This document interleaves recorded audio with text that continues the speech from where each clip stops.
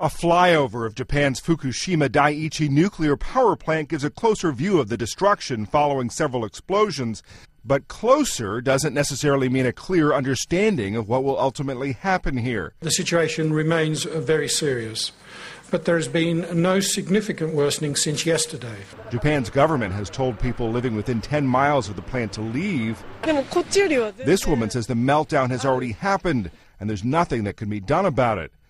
The U.S. has warned Americans not to go within 50 miles of the plant, even posting embassy officials at Tokyo's airports. Other citizens are also on the move. The radiation is very dangerous, so we are very, very worried about this. A congressional appearance by the head of the Nuclear Regulatory Commission riled some Japanese. For a comparable situation in the United States, we would recommend an evacuation to a much larger radius than has currently been provided in Japan. But officials have tried to say they're not criticizing Japan's government. It's not a discrepancy.